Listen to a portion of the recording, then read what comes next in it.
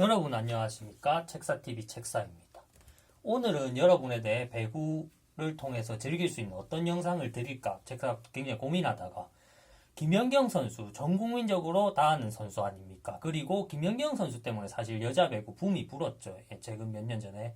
그런데 이제 김연경 선수가 세계에서도 전설이었지 않습니까? 그런데 전설의 길을 가면서 만난 전설들이 있어요. 그게 굉장히 재밌었지 않습니까? 뭐 김연경 세계관, 최강자들의 세계관, 주장들의 주장. 그래서 그런 선수들을 보면서 그것도 하나의 즐거움이었지 않습니까? 올림픽 기간 동안 우리 국민들의. 그래서 그런 선수들 하나하나를 잘 아시는 분들도 계시겠지만 잘 모르시는 분들도 계실 수 있기 때문에 설명을 드리려고 하는데, 일단 전설이 해외에서 시작된 거는 뭐 한국에서 국내에서는 시작됐겠지만 해외에 처음으로 나가서 일본에서 시작되었는데, 일본에서 이제 JT 마블러스에서 합을 맞추었던 일본의 전설 다케시타 요시에, 이 선수 되겠습니다. 보면 조금 흘러간 선수들도 있을 수밖에 없죠. 왜냐하면 김연경 선수도 이제 나이가 들어가고 한 몇 년 뒤면은 그 은퇴를 하던가 이럴 나이가 되다 보니까, 이때 일본에 진출했을 때가 김연경 선수가 되게 어렸거든요. 막 21살인가 이런 나이대였으니까.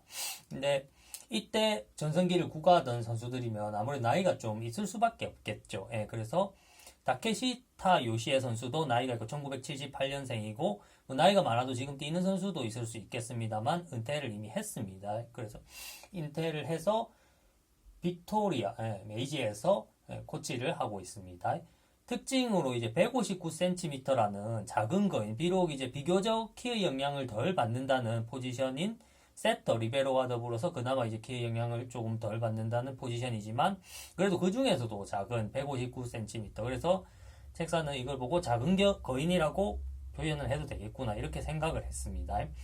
이런 특징을 가지고 있고, 원래 청소년대 때부터 일본 대표로서 두각을 드러내서 일본이 우승하는데 기여를 했으며, 그 뒤에 계속 이제 백업으로 처음에 성인 국가대표팀에서 시작을 해서 나중에 주전으로까지 성장을 해서 계속 나가는데요. 그래도 한번 시련이 있었습니다. 이 선수에 대해서 제가 경기 영상도 찾아봤고 또 일본의 예능 프로에도 많이 출연을 했습니다. 아무래도 일본 사람이고 시련은 중간에 있었다고 말씀드렸지만 최종적으로 결과가 좋습니다.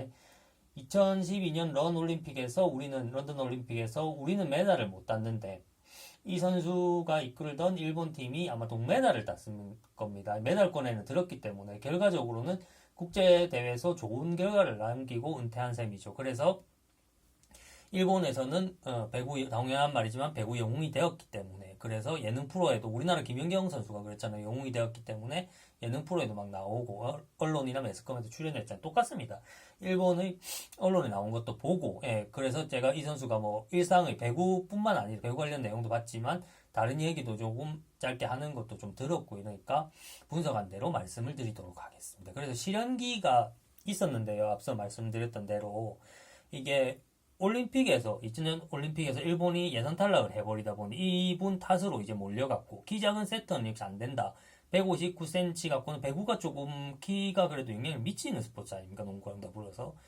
키 작은 세터 갖고는 세계에서는 안 통한다. 국내용이다. 이런 얘기들이 많이 나오고 있다가 나중에 이분이 아까 말씀드린 대로 2012년 런던 올림픽에서 그 수모를 딛고 일어서서 동메달 따면서 키 작아도 뭐 세계에서 통할 수 있다 이거를 보여주신 분입니다. 국제대회에서도 뭐 굵직굵직한 이력들이 많습니다. 일본 국내까지 치면은 너무 많기 때문에 국제대회만 책사가 이제 이력들을 간단하게 뽑아봤는데, 2006년 월드 챔피언십에서 MVP, 2006년 월드 챔피언십 베스트셀러, 2008년 올림픽에서 베스트셀러, 2011년 월드컵 베스트셀러. 확실히 이 정도의 이력이면은 세계에서도 통할 세터 맞겠다. 그렇지요. 그래서 이분하고 김연경 씨하고 JT 마블러스에서 서로 합을 맞췄는데 그렇게 이제 찰떡궁합이었다고 알고 있습니다. 책사는. 그래서 제가 경기를 팩트 확인을 해야 되니까 경기를 좀 찾아봤거든요. KBS에서 김연경 출전이라고 그때 당시 중계는 해줬습니다. 근데 지금만큼 김연경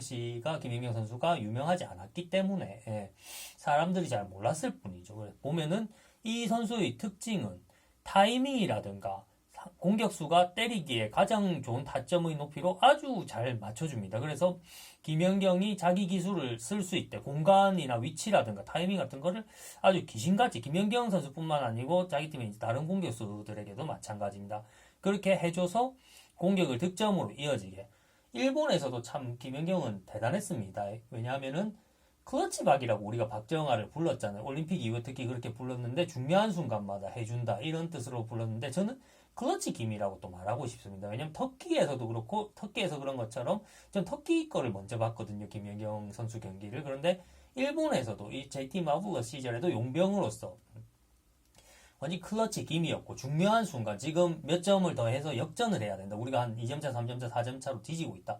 그럼 어김없이 그 점수를 꽂아서 역전을 시켜주는 선수가 김연경이었어요. 그래서 김연경 선수가 전 위에 올라오면 해설하시는 분들도 그렇게 말을 했습니다. 김연경 선수가 지금 전 위에 올라와 있습니다.